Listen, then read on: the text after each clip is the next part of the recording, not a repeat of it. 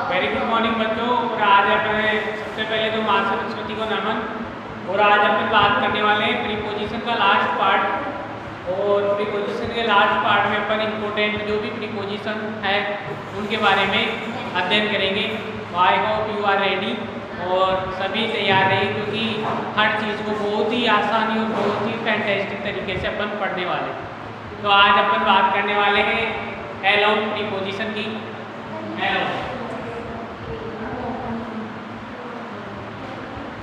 Along का अर्थ क्या होता है? पहले तो अपन ने हर प्रीपोजिशन के अर्थ अपन क्या है कि जानते आ रहे हैं। अलोंग का अर्थ होता है किसी के सहारे या किनारे, मतलब किनारे या किसी के सहारे, किसी के सहारे या पास में। मतलब कहने की बात है कि अगर मान लीजिए कि किसी के पास या किसी के किनारे, जैसे मैं कहता हूँ कि आपको कि सड़क के किनारे पेड़ लगे हुए हैं। अब सड़क क्या है कि लंबी है और उसके किनारे किनारे क्या लगे हुए हैं? पेड़ लगे हुए हैं। तो वहाँ पे किनारे या उसके सहारे जो चीज़ लगी हुई है उसके लिए अपन कौन सी प्रीपोजिशन का प्रयोग करेंगे? अलोंग प्रीपोजिशन का प्रयोग करेंगे। अपन जानने वाले हैं अलोंग का फर्स्ट रूल कि कौन कौन सी चीज़ों के लिए अपन अलोंग का प्रयोग करेंगे। जैसे मान लीजिए आप सड़क के किनारे किनारे चल रहे हो, या आप सड़क के किनारे किनारे किसी ड्राइविंग कर रहे हो, तो ये सब चीज़ें क्या है कि अलोंग प्रीपोजिशन में आएंगी। जैसे अपन एग्जाम्पल ले लेते हैं। फर्स्ट एग्जाम्पल,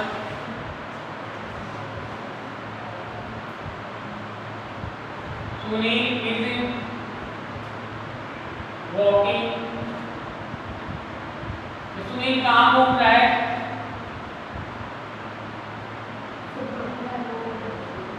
मतलब सुनील किसके किनारे घूम रहा है या किसके सहारे चल रहा है? उसके पास पास चल रहा है। यहाँ पे सुनील किसके किनारे चल रहा है? मतलब सड़क के किनारे चल रहा है। अब छोटी सी बात आप इम्पोर्टेंट ध्यान देंगे। अगर मैं यहाँ पे इन प्रीपोजिशन रखूँ, इनका अर्थ आपको मैंने बताया था अंदर, तो क्या सड़क के अंदर चल रहे हैं? क्या नहीं चल। अगर मैं एट रखूँ, एट का अर्थ होता है पर। यहाँ पे अपन पहले किसी वस्तु को नज़दीक के बाद, नज़दीक जो वस्तु होती है उसके पास एट का प्रयोग किए थे और समय के लिए एट का प्रयोग किए थे।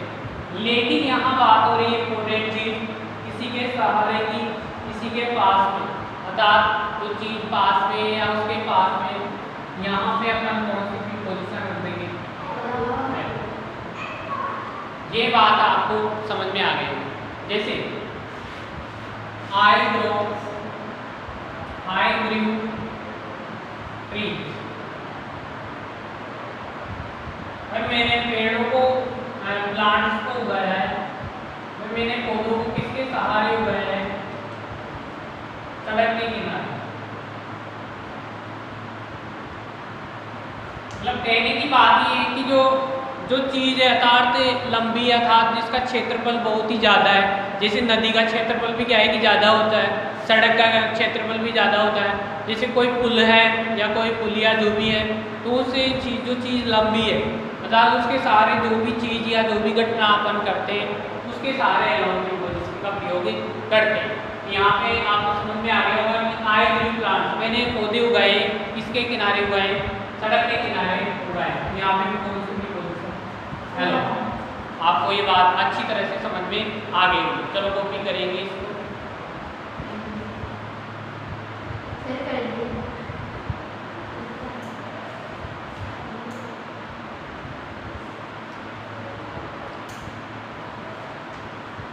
हाँ तो बच्चों ये है कि अलोंग। अब एक इसी से रिलेटेड, जैसे अपन ने कल पढ़ा था बिटवीन, और एक प्रीपोजिशन पढ़ी थी अपन ने बिटवीन और अमोंग।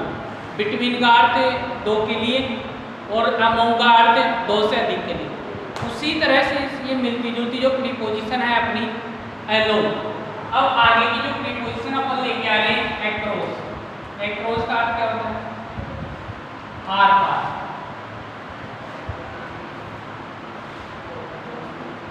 आर पार मतलब आर पार इसका अर्थ होता है जैसे मैं कहता हूँ, कोई भी एग्जांपल ले लेते हैं अपन, आर पार मतलब जो उसके पार हो। जैसे मान लीजिए कोई नदी है और कोई नदी के उस तरफ मतलब जो उसके अलग साइड में या उससे जो नदी के जो जैसे अपन राइट साइड में रहते हैं नदी के, और कोई व्यक्ति उसके लेफ्ट उस बाजू में रहता है, तो वह उसके पार रहता है क्या? तो उसके पार रहता है मतलब उससे वह क्या रहता है? दूर रहता है। यहाँ पे अक्रॉस का प्रयोग ही करेंगे। तो अपन इस नियम को जानेंगे भली बात से। सबसे पहले अपन बात कर लेते हैं आर पार। जब कोई व्यक्ति किसी वस्तु के दूसरी तरफ रहे या दूसरी ओर रहे, उसके लिए अपन अक्रॉस का प्रयोग करते हैं। जैसे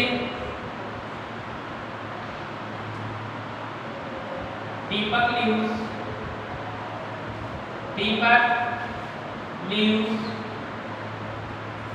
across the road। दीपक कहाँ रहता है? कोई निश्चित सड़क है, यहाँ पे द आर्टिकल इसलिए है तो एक कोई सड़क है निश्चित, यहाँ पे द आर्टिकल है, तो यहाँ पे कोई निश्चित सड़क है मतलब उस सड़क के पार रहता है। तो अभी भी अपन ने बात की है across का प्रयोग ही करेंगे। किसका प्रयोग करेंगे? across। ये बात आपको समझ में आ गई। जैसे कोई भी एग्जाम्पल है, जैसे सुनील कहाँ रहता है? उस नदी के पार रहता है, ठीक है।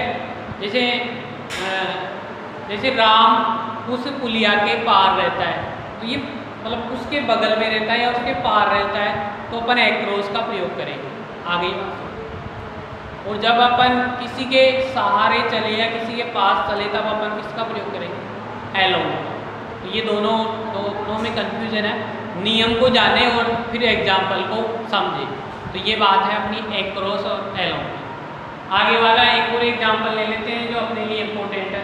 जैसे मान लीजिए आप खेल रहे हो और खेलते जैसे मान लीजिए खेल रहे हो और ये खेल रहे हो, आप इस क्षेत्र पे खेल रहे हो और खेलते मान लीजिए आपकी जो गोल है या जो भी गोल बोलते उसको खेलते ये किधर चली गई? ये इस पार चली गई। अब ये इस पार चली गई तो दूसरी ओर चली गई है क्या?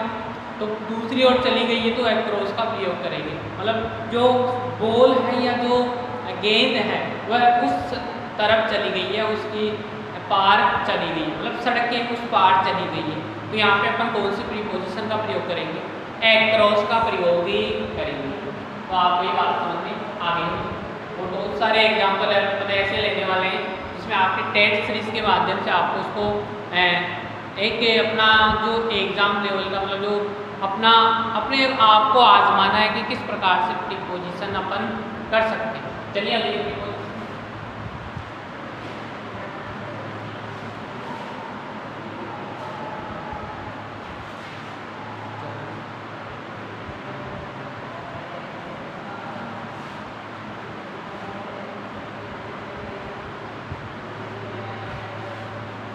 अगली जो प्रीपोजिशन है उसका है अर्थ बाय। कई बच्चे तो सोच रहे होंगे हमारे घर में बाई है, वो वाली बाई नहीं है, ये दूसरी बाई है। बाई का अर्थ क्या होता है? गेंद वाला। क्या होता है? गेंद वाला। अर्थात किसी चीज के माध्यम से अपन कहीं पे जाए या किसी चीज के माध्यम से अपन कोई काम करें, उसी को अपन बाय के प्रयोग में रखते हैं। तो लिखेंगे इसका नियम इम्पोर्टेंट है। जब किसी वस्तु के माध्यम से कार्य करे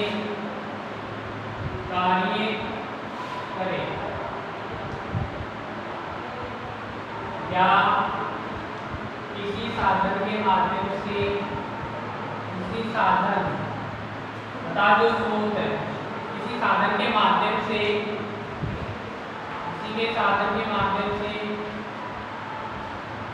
कहीं पे आए या जाए,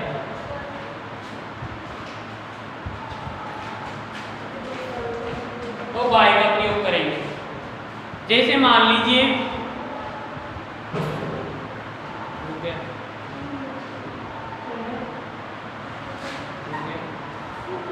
जैसे मान लीजिए मेरे पास ये क्या है, सभी समझेंगे, एक चीज इधर देखेंगे, सभी का ध्यान इधर होना चाहिए।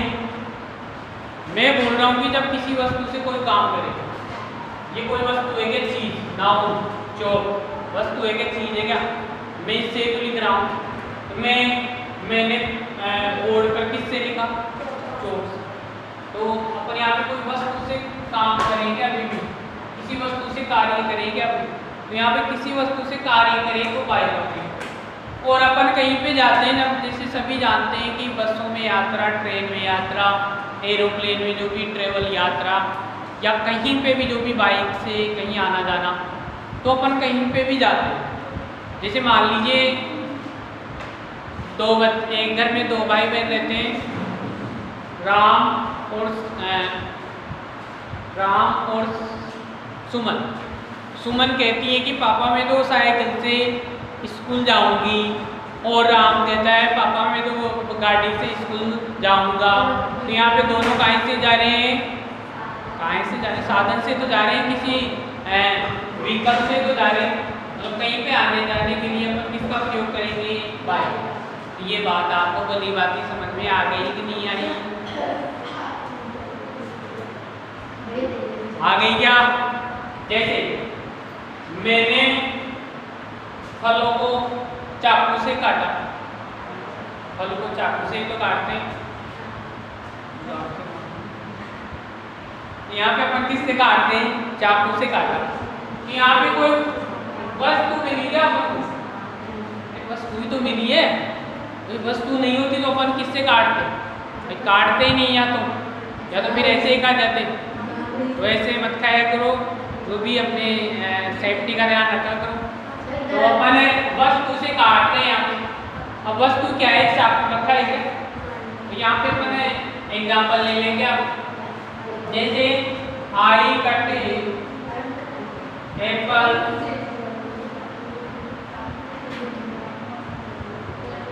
नाइन, मैंने किससे काटा, चाकू से। तो यहाँ पे चाकू से काटा तो कौन सी प्रीपोजिशन, बाय।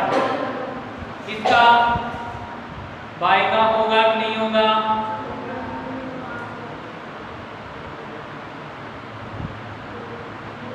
आगे अपन बात कर लेते हैं। जैसे Suman write story, Suman writes story by pen. Suman ने कहानियां किससे लिखी है, पेन से लिखी है। यहाँ पे पेन कोई वस्तु है क्या, भाई वस्तु है, अभी तो लिख रहे हैं अपन, वस्तु ही नहीं होती तो क्यों लिखते। जैसे मेरे पास चौक है तो चौक से तो लिख रहा हूँ, ये कोई वस्तु है, तो यहाँ पे बाय का प्रयोग ही कर देंगे। आ गई होगी बात समझ में, चलिए लिखेंगे इस बात को। और जो इम्पोर्टेंट चीजें,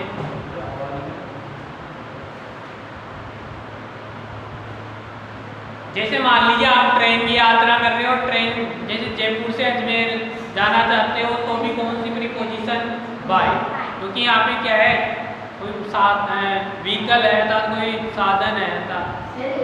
जैसे अगर पैसिव हो जाए, आपको आगे बढ़ाएंगे तो आप एक इम्पोर्टेंट नियम लिख लो, इसका रूल नंबर 2, पैसिव सेंटेंस में, पैसिव सेंटेंस में बाय का प्रयोग होता है, बाय का प्रयोग, बाय का प्रयोग होता है, बाय का प्रयोग होता है। जैसे ए painting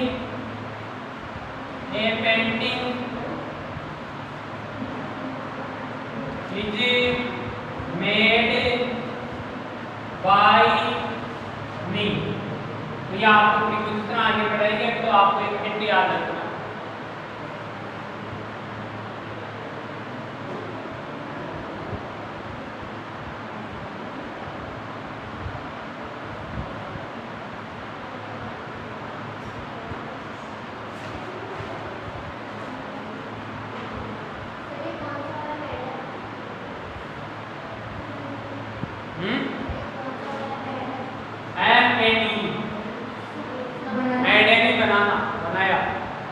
second form third form जो होती है।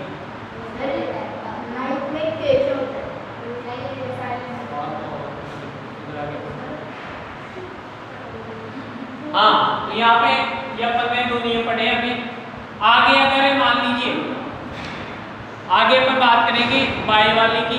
जो बाई का नियम क्या कहता है, मान लीजिए बाई के नियम में आपको अगर कोई निश्चित समय, जैसे मान लीजिए अपन कोई एग्जांपल ले लेते हैं कि कल आपको 8 बजे विद्यालय आना है, मतलब 8 बजे तक आ जाना है।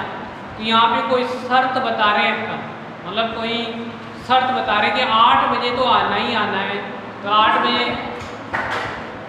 बजे आना है, तो यहाँ पे कोई शर्त है, मतलब उस समय तक पहुँचना ही पहुँचना है।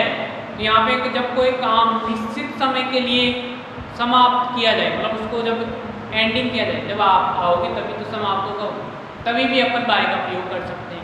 जैसे मान लीजिए कि you should reach school by 5 PM। भाई आपको विद्यालय 5 बजे शाम जो भी टेस्ट सीरीज के लिए या किसी काम के लिए 8 बजे तक आ जाना है। अर्थात यहाँ पे निश्चित समय के लिए भी अपन बाय का प्रयोग कर सकते हैं। वैसे निश्चित समय के लिए सिंस का तो होता है, सिंस का आगे किस प्रकार से सेंटेंस में होता है वो अपन पढ़ेंगे आगे।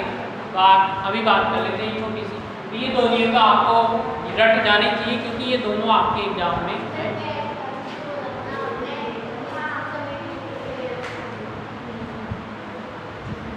चलिए आगे बात कर लेते हैं,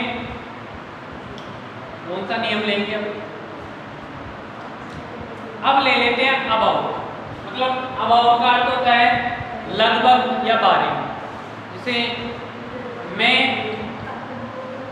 जैसे मैं प्रदीप के बारे में जानता हूँ, तो मैं यहाँ किसी व्यक्ति के बारे में कुछ ना कुछ तो जानता हूँ।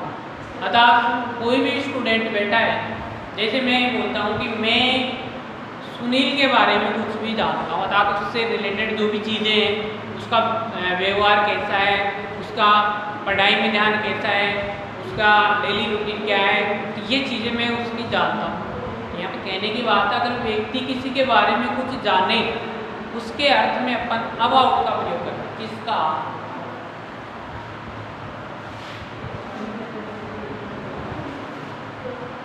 अबाउट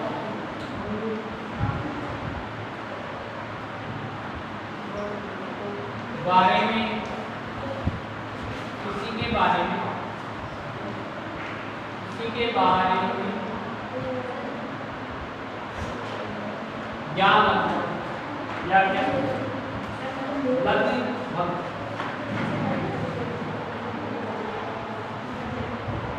किसी के बारे में या लगभग। जैसे मैं अपने एग्जाम्पल ले लेते हैं, मैं अजय के बारे में जानता हूँ। तो यहाँ पे अजय की जो भी XYZ चीज़ है मुझे याद है, तो उसके बारे में मुझे भली बात याद है कि अजय कैसा है, अर्थात अजय का व्यवहार कैसा है, अजय की हर चीज़, हर प्रैक्टिस कैसी है। यहाँ पे अबाउट का प्रयोग करेंगे। जैसे आई नो अबाउट श्याम, मैं श्याम के बारे में जानता हूँ। या किसी वस्तु के बारे में भी अपन जान सकते हैं। जैसे मान लीजिए आई नो अबाउट, कि मैं किसके बारे में जानता हूँ, जैसे स्कूल मैनेजमेंट, अर्थात तो विद्यालय का जो प्रबंध है या कोई भी फैकल्टी है या उस चीज़ का जो कार्य अपन को आता है, उसके बारे में भी जानने के लिए बेटा किसका प्रयोग करेंगे? अबाउट। जैसे मान लीजिए एक एग्जाम्पल ले लेते हैं जो आपको अच्छी तरह समझ में जाएगा। आई नो अबाउट टीवी या टेलीविज़न, कि मैं जानता हूँ कि टीवी कैसे चलता है। अब सभी को पता है कि रिमोट से तो चलता है, लेकिन उसमें तो ये तो पता होना चाहिए कि उसमें जो ग्रीन बटन है या रेड बटन है उससे चलता है। तो आपको रिमोट के बारे में पता होगा तभी तो आप टीवी चलाओगे। तो यहाँ पे किसी वस्तु के बारे में भी जानने के लिए अपन अबाउट का प्रयोग किसका बेटा? Sunil know about TV how to start. Sunil किसके बारे में जानता है? टीवी के बारे में जानता है कि कैसे चलता है या इसको कैसे स्टार्ट करते हैं। ये लिखेंगे इसको पहले।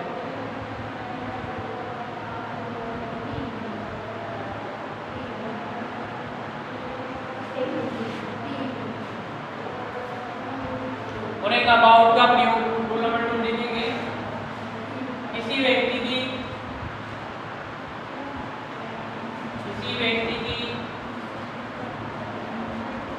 आयु का अनुमान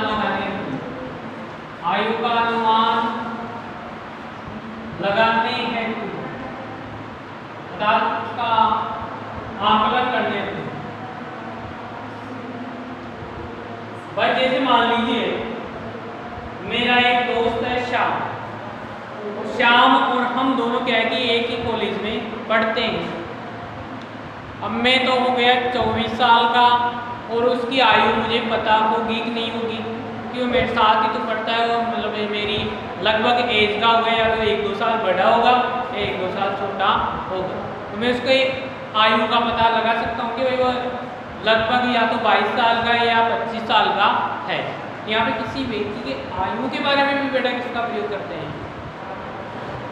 किसका करते हैं? अब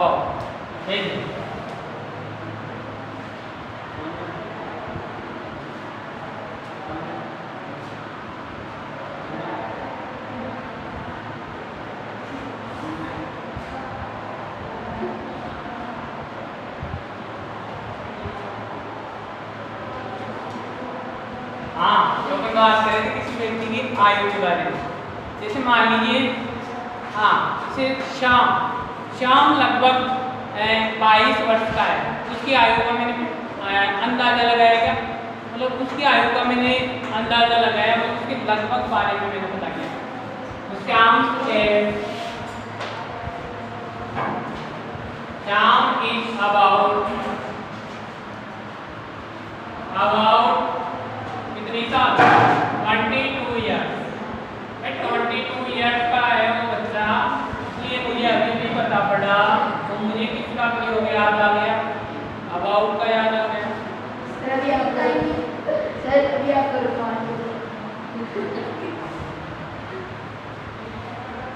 ये अपना अबाउट का नियम था।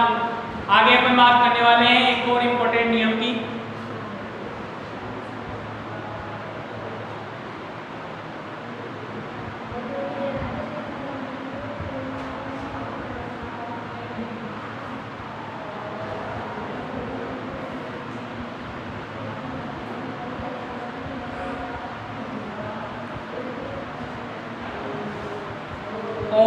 एक और पढ़ लेते हैं और 2-4 नियम अपन अपलोड करेंगे जो आपको उसको सोल्व करना है।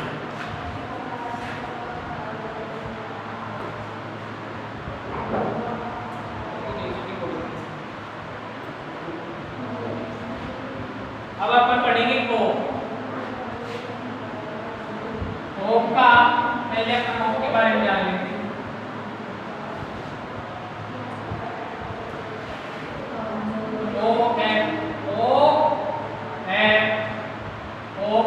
क्या होता है?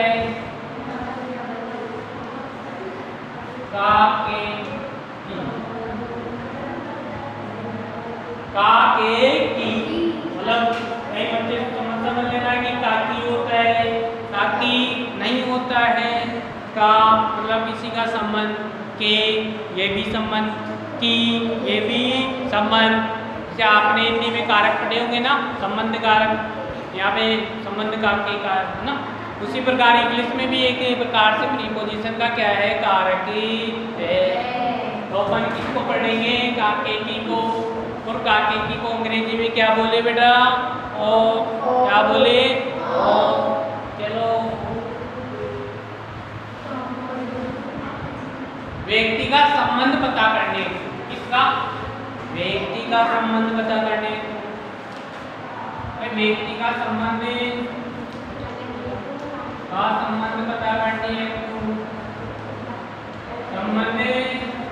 पता करने हेतु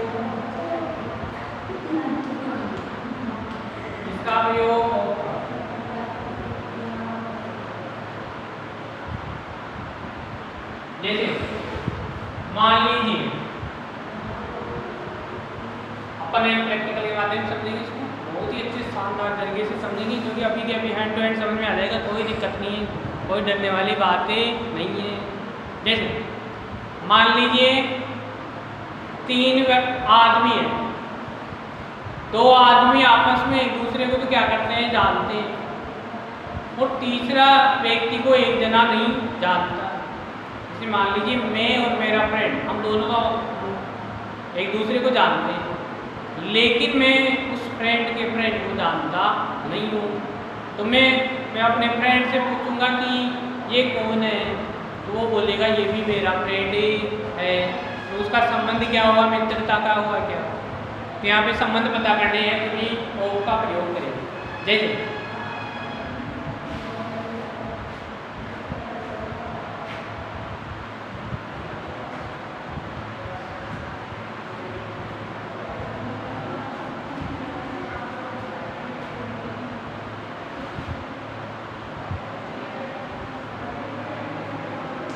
Ram is son of my uncle. फिर राम किसका बेटा है, मेरे चाचा जी का लड़का है। यहाँ पे चाचा जी और जो लड़का आ रहा है, दोनों में संबंध हुआ कि नहीं हुआ, अरे हुआ कि नहीं हुआ, यहाँ पे संबंध पता कर रहे हैं, तभी यहाँ पर किसका प्रयोग, ऑफ का प्रयोग करेंगे। तो ये ऑफ के बारे में, काके की जो भी होता है इसके बारे में अपन जानते हैं।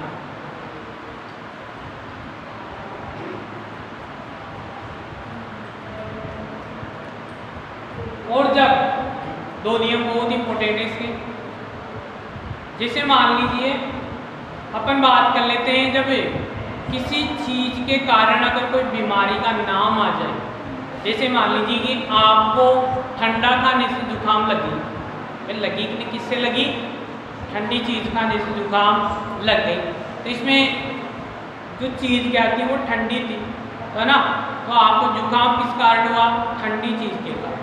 यहाँ पे उसका भी अपन एग्जाम्पल लिखते हैं, जैसे मान लीजिए कोई अदर एग्जाम्पल लेते हैं,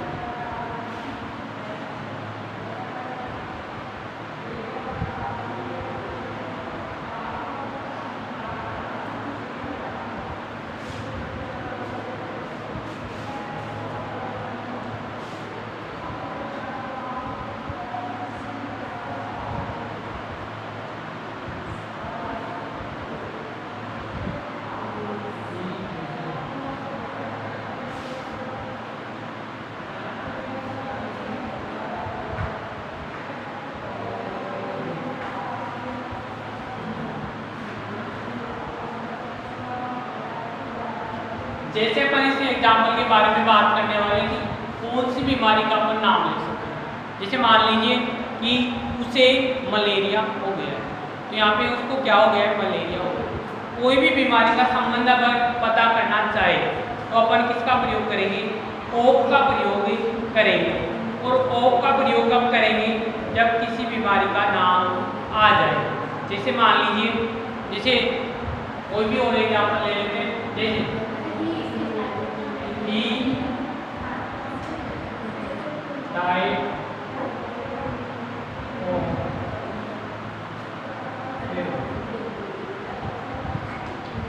किस कारण उसकी मृत्यु किस कारण हो गई है, बुखार के कारण हो गई। वह किस कारण उसकी मृत्यु हो गई, बुखार के कारण या किसी और अन्य बीमारी के कारण उसकी मृत्यु हो गई। यहाँ पे बुखार है। तो अगला नियम अपन बात कर लेते हैं।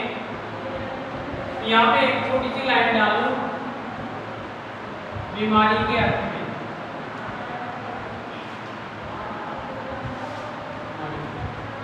और इसका लास्ट नियम अपन पढ़ने जा रहे हैं। इसका लास्ट जो नियम अपना है वह क्या कहता है, उसके बारे में, कोई भी ऐसी चीज हो, जैसे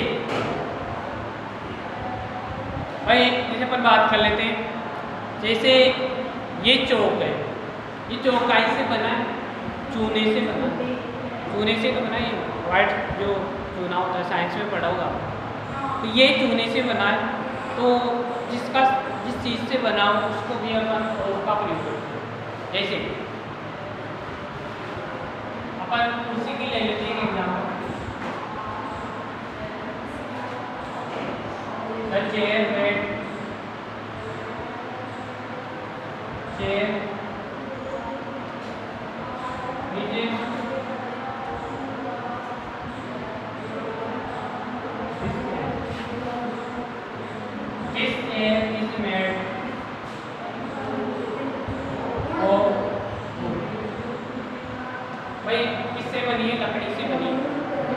चीज़ों के अर्थ में अपन इन प्रीपोजिशन का प्रयोग करेंगे। तो बच्चों ये थी आपकी क्लास और आज इस पार्ट को एंडिंग करते हैं और अगला जो टॉपिक लेंगे वो ग्रुप में बता दिया जाएगा। तो आपको इसी तरह से एंजॉय करना है और साथ में पढ़ाई को भी रेगुलर रखना है। Thank you everybody.